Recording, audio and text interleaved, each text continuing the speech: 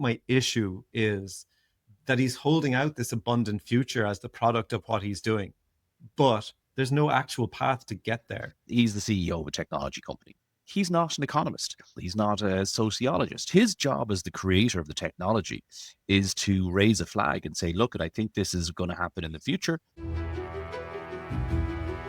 Welcome to the AI Argument. I'm Frank Prendergast. I'm joined as always by Justin Collery, and we are here to argue over all of the latest AI news. And there's a lot of it, as always, Justin. Yes. I think one of my favorite stories that caught my eye was the news that Anthropic researchers are warning of a future where humans could be meat puppets for AI systems. Meat puppets. Was that the word they used, actually? Meat robots. I believe it was. Actually, okay, maybe they didn't actually say meat robots. The quote, so this was, I saw it in futurism.com. Mm-hmm. And, you know, I think if there was ever an argument for why we really, really, really need to focus on progressing robotics and progressing, you know, the ability for robots to have dexterous hands and to have the same level of sensitivity as humans have, this is it, because we do not want to end up as meat puppets for AI systems. This was on apparently a Dwarkesh Patel podcast, and he had Anthropic researchers Sholto Douglas and Trenton Bricken on the podcast. Mm-hmm. And the article says that they were surprisingly casual when fretting that the technology they're working to build may soon render us into AI-controlled androids. And there's a quote in it saying, "The really scary future is one which AIs can do everything except the physical robotic tasks," he declared, "in which case you'll have humans with AirPods and glasses, and there'll be some robot overlord controlling the human through cameras by just telling it what to do." Frank, this happens already. I don't know what you're worried about. We're just... It does. Yeah, it happens already with trees. Oh, yeah. Think about it. We're just meat and food for trees. When you die, you go into the ground, you become fertilizer, and all during your life, you're breathing out carbon dioxide, which is food for trees. Who's harvesting who here? Are we harvesting the trees, or the trees harvesting us? Who knows? But this is a great story. And I do have a solution for this. I like to have solutions and not problems. Yeah. So to put this in another way, when you were telling me about it, it's like, so basically we could make these beautiful robots, and then it turns out they can do everything except clean their own fingernails. And so we end up just being servants to these robots to clean their own fingernails. But I think with all of these stories about robots, I think it's very important that we make the robots just a little bit smaller and a little bit weaker than we are, just so we can control them properly. And so long as they're just a little bit smaller and a little bit weaker, I mean, don't go building one the size of Arnold Schwarzenegger. That'd be a silly idea. Build one a little bit smaller. Do we not want maybe? Do we not want them to be able to do like the really tough jobs though? Or I mean, we don't want to end up with humans being the only ones who are able to do the jobs requiring any serious amount of strength, for example. Let them build machines that aren't robots to do those heavy lifting jobs, right? So they can press buttons to make the machines do the things, but the machines that actually are bipedal or whatever, you know, that two legs and can run after you, those ones make them slow. That's another thing I would do. Good plan. I like it. And do not arm them. Can we make that one of the guidelines? Do not arm the robots. No flamethrowers on the robots. I think we can all agree that flamethrowers on robots is a terrible idea. So I'm kind of amused in a way that these two researchers, like this would seem like a kind of we thought the mic was off moment, but they didn't. They were on a podcast and they were quite comfortable chatting about this possible eventuality, which, you know, to be fair, I can see it, unfortunately. But another story that caught my eye was actually an interview on Wired. Just before you go on to the interview on Wired, right? Yeah. With Demis, can we just give a bit of kudos to the Anthropic team, right? All the way from top to bottom, because they have said loads of stuff in the last month, which other companies and certainly, you know, people in sort of more traditional companies go, you can't say that. What are you doing? Like that, they had the incident where, you know, the latest version of their model would shop you in if it thought you were doing stuff illegal. They've released they released like benchmarks where they're not number one, and now they come out with this where we end up being metro. They're being very, very honest with us, which is actually very commendable. They're saying the quiet bits out loud. Yeah, I mean, last week talked about Dario Amodei saying that 50% of entry-level white-collar jobs were going to be decimated within whatever it was, 2 to 5 years. So yes, fair play to them. They are, I think they're starting those important conversations that we need to be having for sure. Yeah. And yeah, so on the other thing that caught my eye was on Wired, where Demis Hassabis from Google, he's the CEO of DeepMind in Google. Yep. I thought this was a really interesting interview because he said some really, really interesting stuff. But also the reason I really loved it was because the interview was with Stephen Levy. I'm not sure how to pronounce that, Levy. And what was that he didn't just kind of accept everything at face value. He pushed back quite a bit, which we're not used to seeing that in interviews anymore. It's a rare enough thing. And I came away a little bit disappointed, I have to say, with Demis Hassabis, because he's been one of the figures that I really respect in the industry. And he seems very grounded. And to be fair, Google have always been cautious. I mean, it's one of the reasons that they were so far behind for so long was because they were really at the forefront of the research, but they were very cautious about putting it out into the world as products. And then OpenAI came along and just went, yeah, come on, release everything. Well, I think competition forced them to up their game. So, yeah. I mean, Google, let's forget, were the people who published the Attention is All You Need paper. So they were the ones who laid the groundwork for all of the technology which has followed. But they didn't do anything with the paper for a number of years. It was OpenAI pushing them. Competition makes you the best version of yourself. But partly out of a caution and a concern for how it would impact society, which I respect. And do you think it was caution, or do you think it was just lack of competition? Like, if there was no OpenAI, they would have. Part of it was caution. I mean, I distinctly remember when they developed their image generator, a long time before any of the other image generators that become popular. I was really interested in trying it, and they just released a paper about it. They wouldn't release it because they were afraid of what it could lead to, where it could go, deepfakes, etc. So I think, I think there was genuinely a level of concern as well as a lack of competition. And we've got there now, and it hasn't caused a problem. So their concern was perhaps slightly misplaced. Okay, I'm not going to go down that rabbit hole. I can see you dangling that in front of me to get me to go there.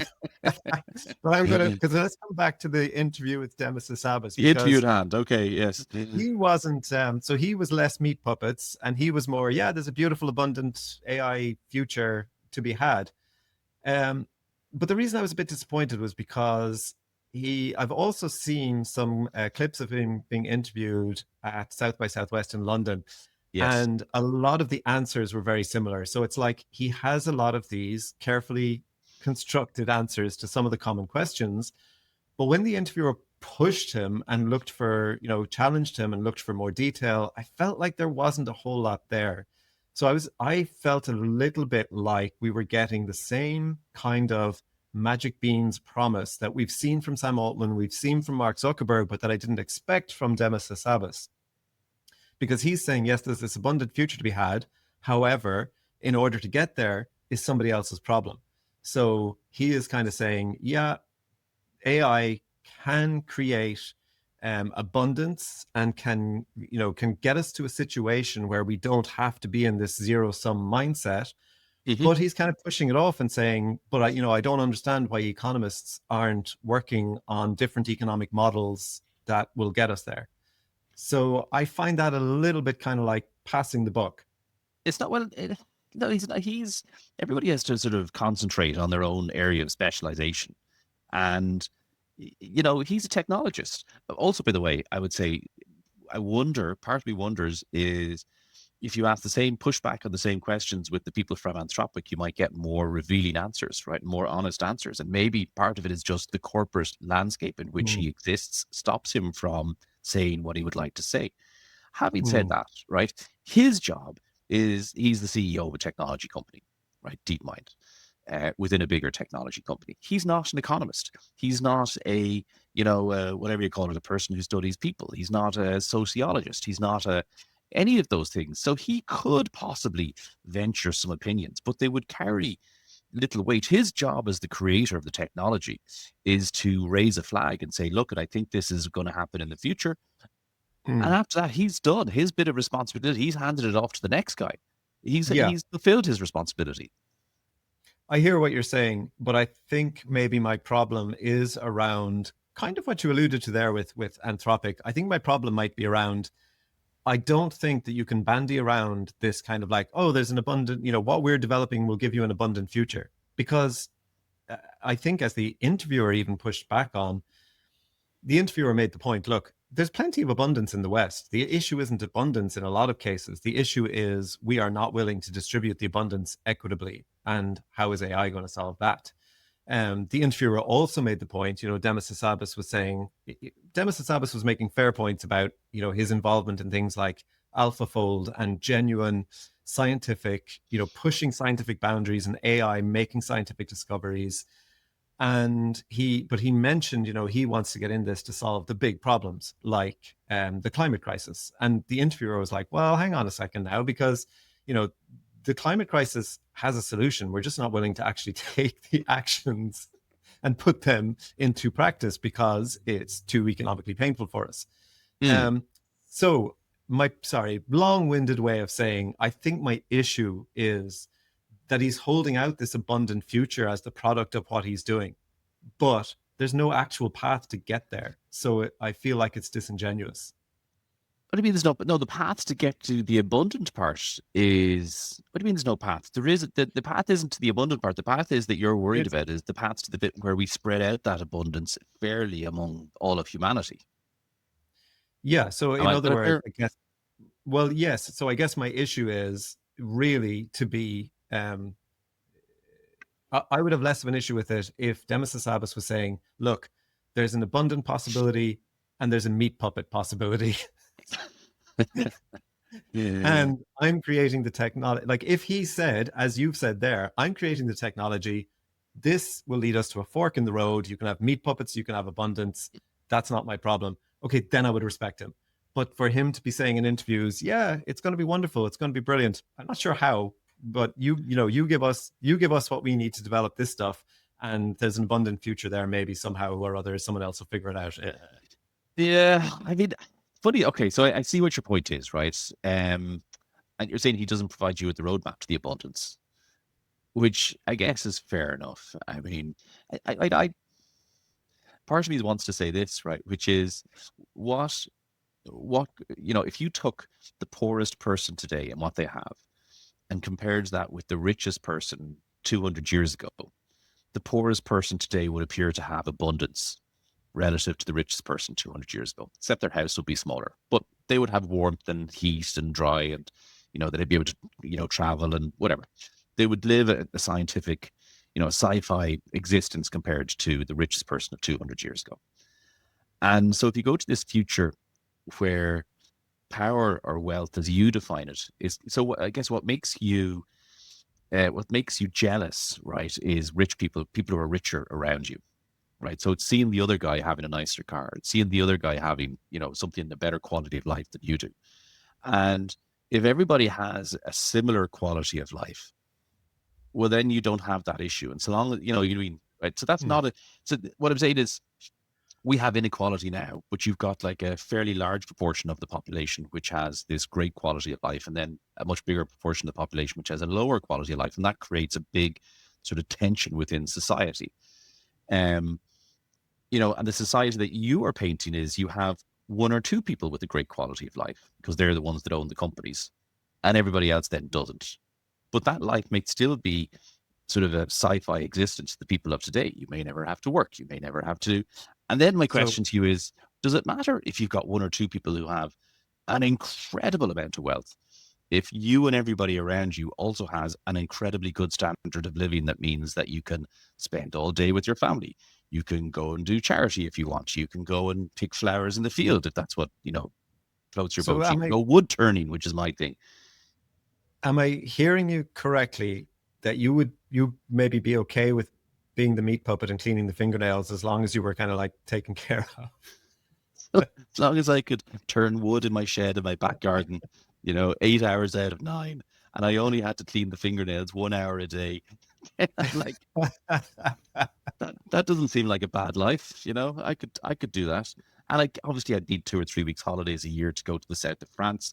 We could do maybe a puppet swapping experiment where I can pick a French robot's nails for a couple of weeks and then come back to my Irish robot overlord. I mean, I don't know. I hear you. I hear you. Okay. Yeah, I'll take that.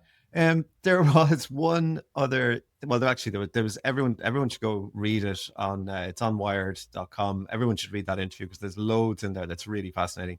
But one thing that I thought was really interesting as well was in terms of like what's coming down the line and in terms of getting to AGI, etc. The interviewer asked, the question was, do you have an internal candidate for something that could be a comparable breakthrough to Transformers that could amount to another big jump in performance? And the answer was, yeah, we have 3 or 4 promising ideas that could mature into as big a leap as that. So that was interesting. I thought that they have these like 3 or 4 potential things that could mature into major breakthroughs. I would hate, by the way, to have to work in some of those companies. So I'm sure they do have 3 or 4 or maybe more things. And I would, you know, I don't bring them here because they're kind of esoteric or whatever, but there's papers being published every single day, right, with potential areas of breakthroughs. And I would hate to be OpenAI or Google or Anthropic because, you know, us on the outside, we just wait for the company that wins. And whichever one has the best technology, go use it. But they have to, you know, research the research to see which is going to be the next big idea. And that must be exhausting because there's so much good research coming out at the moment to keep on top of it all. So it's great to hear that that's happening. And thank God, you know, we don't have to. Thank God they're doing it so we don't have to. That's what I'm saying. Yeah. Yeah. So one, let's not, you know what, let's not argue about this for too long, but I did think it was interesting to see that there were, so the headline was state lawmakers push back on federal proposal to limit AI regulation. So this is to do with the one big, beautiful bill act that everybody seems to be talking about at the moment. And because 2 people were talking about them a lot last night, so they were frank. 2 people in particular were getting very upset about the big, beautiful bill. 2 people who used to be such beautiful friends and are now at loggerheads. Nobody could see that happening, but there you go. Elon Musk and Donald Trump. It's like Rachel and Ross from Friends, you know? It's exactly like Rachel. So they're on a break, you reckon? They're on a break, right? They may be on a break, yeah, you never know. So look at that one big beautiful bill act is that like everybody's talking about it and everybody's talking about it for different reasons because it's packed so full of different stuff that every time I'm reading a news story right now, it seems to be about this act and the stories are all about completely different things. So I do not understand this act at all. But one of the things apparently that was in it, that a lot of what's fascinating to me is that because it's a big act, a lot of people who voted for it hadn't actually read it because they're now saying, oh, hang on, this act also takes away our ability to regulate around AI. We would never have voted this in if we knew that. What did you make of this? Well, first off, a couple of things, right? Welcome to the real world. This is how laws are made, and not just in America, but in lots of places. So this isn't the first year that this will be the case. They had this clause in it along with lots of other ones. I mean, by the way, Elon Musk has gone up in my estimation because it seems to me he is like, what do they call it, neurospicy. He's just clearly, you know, autistic to the point where I would say he's incapable of telling a lie, which is not a bad trait, right? And I'd say Donald Trump is, some would say, the opposite, but he's certainly different. And so the 2 personalities don't work well together. And it's incredible. You know, it's kind of incredible to me that Elon Musk could get, what age is Elon Musk? I mean, he must be nearly 60, is he? He must be heading towards it. He's in his 50s anyway. He's definitely older than you or me. And 53, apparently. 53. Okay. That's what Google says. Oh, it's probably true. So he's got to the 53 years. He's, you know, paraded around the planet 54 times and only now realizing that people actually lie to him from time to time, which is incredible that you could become the richest person in the world and now discover that some people lie. But in a way, you can see like he's in a team. He's a brilliant engineer, and he's in companies full of engineers. And what makes them brilliant is they all speak completely truthfully to each other. And then This person comes along and just lies to him like consistently just to get him to do what they want. So I feel sorry for Elon Musk in a way. In terms of the actual law itself, I think it's a good idea. I think this is too important to be. You can't have every state in America the same as in Europe. You can't have every country in Europe having its own privacy laws and its own. This is a technology of consequence. It has national security implications. You can't just let each country in Europe or each state in America go and do their own thing. It makes total sense that it's regulated from the center. So it's the right thing to do. I don't have any problem with it at all. I might be tempted to agree with you if it wasn't for the fact that, like you're saying, yes, this should be governed at a federal level, which I'm, again, might be more comfortable with if I felt like at the federal level they were intending to regulate, but it doesn't seem like they are. It seems more like they're saying, look, we're not really going to regulate this. We don't want it regulated. We want all the barriers and speed bumps taken away. And we also don't want the states to regulate it. And I don't know. I'm uncomfortable with that. But you know what? Let's not dive into that. That's an incredible argument. What you're saying is, I want the regulation to be centralized so long as they actually regulate. Whereas 100%. the right, yes, okay, but that's totally. Sometimes the right regulation is no regulation at all. Sometimes the right thing to do is nothing. But you don't. I mean, you don't believe that the right regulation in terms of AI is no regulation, do you? I think that you have to make laws. So I think that the American approach and the European approach are fundamentally different. So in Europe, you're not allowed to do something unless it's explicitly allowed. In America, you're allowed to do everything until it's explicitly banned. And I think in terms of innovation and new technology like AI, the latter is the better approach. You regulate for real issues that appear, not bogey issues that you're afraid might appear. So in this instance, yes, I'm not saying that today there should be no regulation. There are things that I think you should regulate. But I think in general, you should start from a blank page and say, no, there is no regulation. And when I see a use, so for instance, this week, to tell you just how ineffective regulation is, right? Just this week here in Ireland, Comreg is going to ban the sending out of these bulk text messages that are normally used to try and trick grannies into giving money and their credit card details. Those, Unpost has a parcel for you, right? Right. That those text messages have been going out for how long? Years and years and years and years and years, right? Yeah. And now today, just this week, they've banned them. So the point is, the regulation, that's just totally ineffectual regulation, right? I would like there to be regulation, and I would like it to be fast, and I'd like it to be efficient. So people like you shouldn't be worried about, issues coming up, because the regulator, as soon as an issue comes up, they're going to hop on it. And a week later, there's going to be law that says, no, you can't do that, right? But people like me then don't get offended because everything is regulated before it even happens. That's what regulation is. Regulation isn't, dreaming up all the possible bad things that could happen and a couple of extra, and then saying, right, we're going to ban all of that because we're not really sure what's going to happen there. Let it happen and then, regulate it. Yeah, I think Demis Hassabis, in the interview that we were just talking about, he said the idea of smart regulation makes sense, but he made the point that it must be nimble, and as the knowledge about the research becomes faster and better, it needs to adapt. And he said it also needs to be international. That's the bigger problem, he said. So yeah, I mean, look, we always come back to this fundamental argument of, I think I'm more in line with the EU approach of try and foresee the problems and regulate for them, and you're more like let it happen and regulate for it then. And that's why we call this the AI argument. Let me just talk to you about a little bit about. So I spent the last week traveling. I must, by the way, I should almost preface every show, right, that the opinions here obviously expressed are those of me personally and not my employer.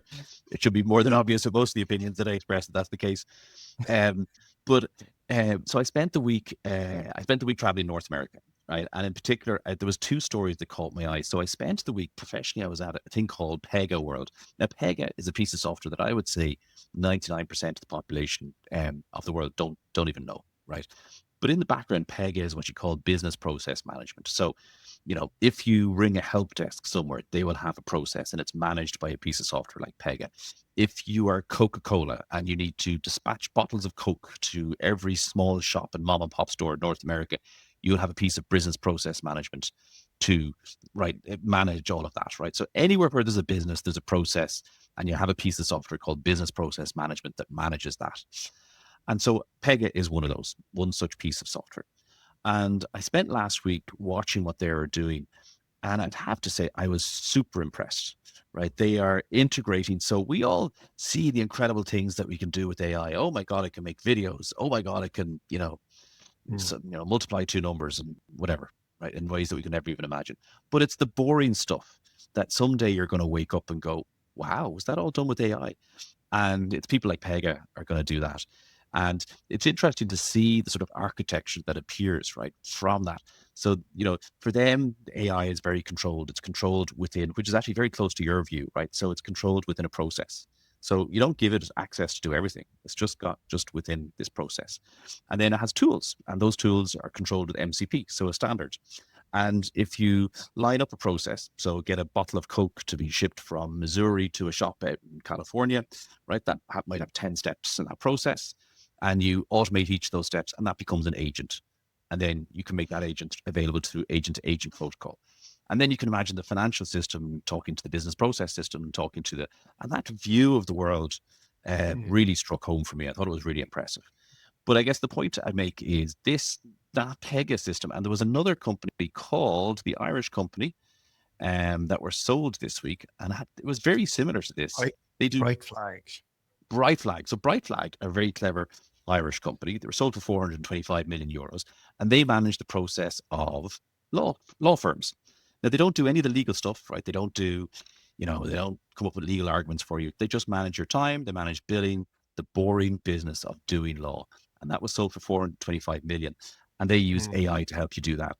And so every week we come here and we talk about, oh, did you see this new model? It beats this benchmark. Oh, did you see the new video thing? Oh, did you see this?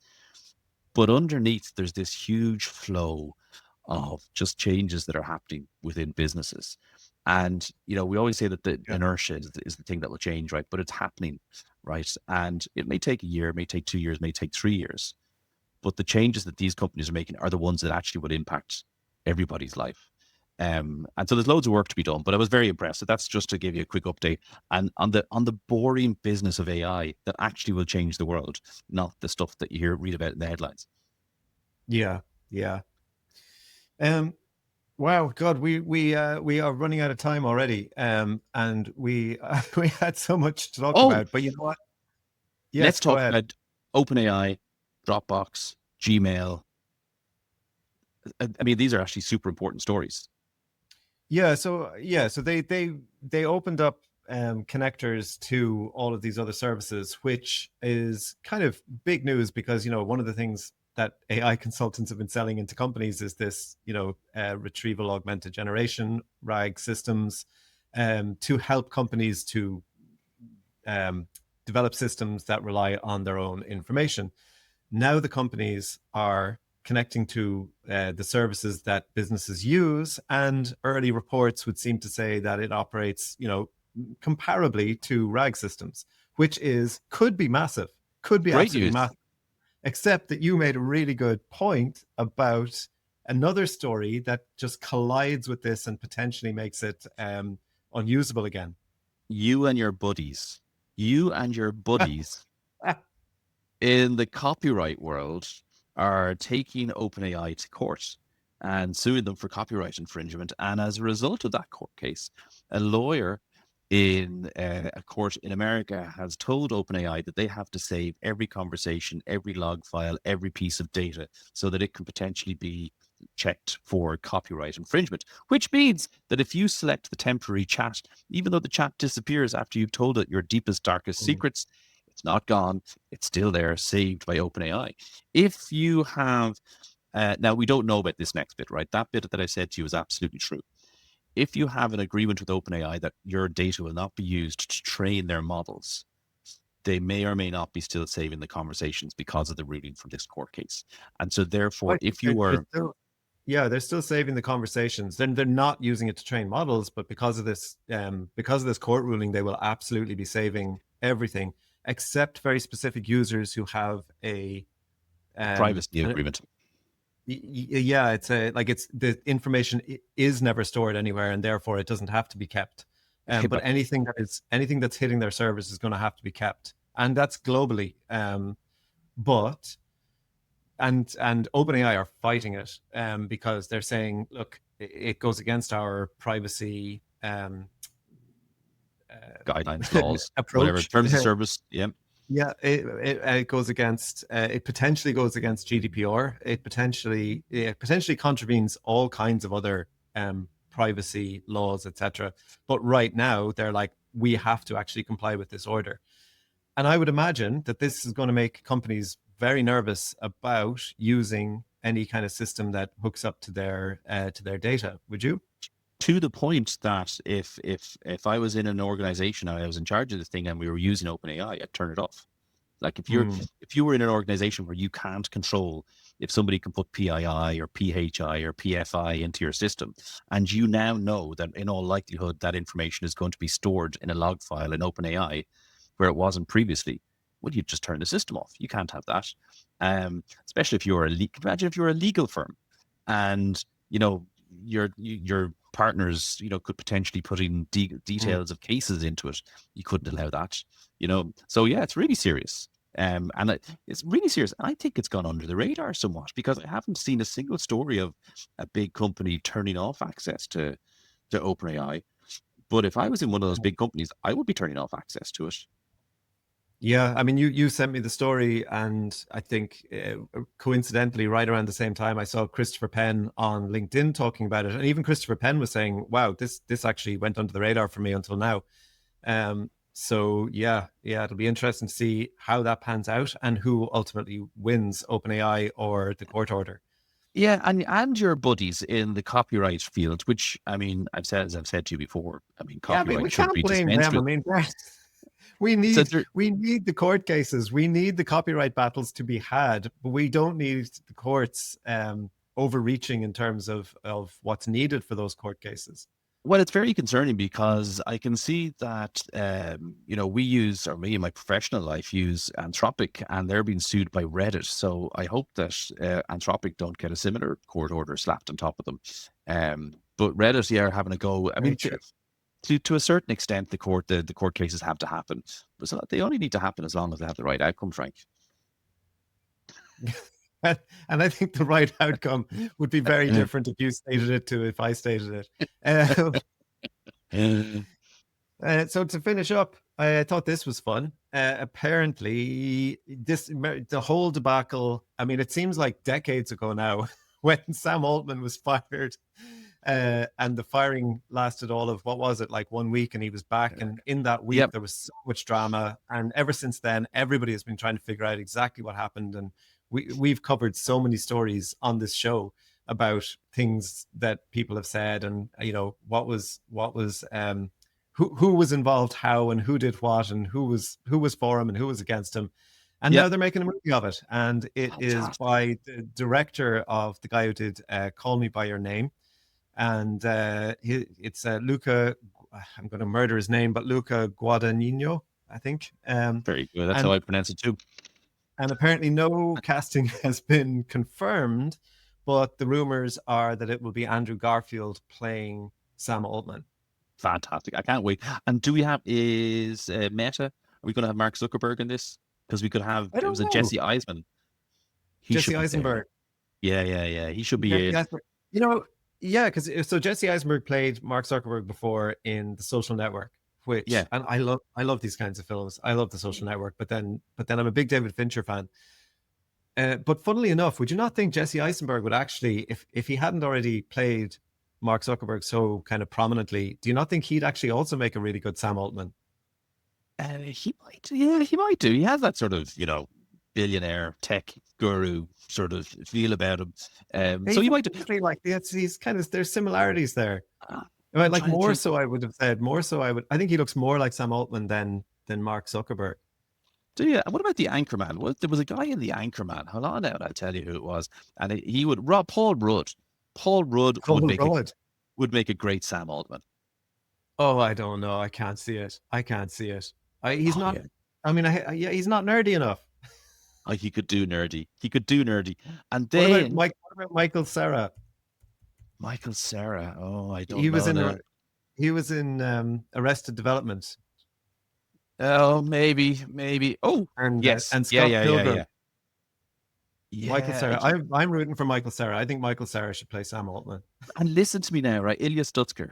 I have a suggestion for Ilya Stutzker. I think there should be a faceless monk that plays Ilya Stutzker, and it should be a non-speaking role. He should just come into the room. Everybody should go quiet, right? And then he can leave. And then, there'll be like, it'll almost be like Reservoir Dogs, right? A door will open. There'll be a bright, shining light. He'll see something, but he'll never speak of what he saw.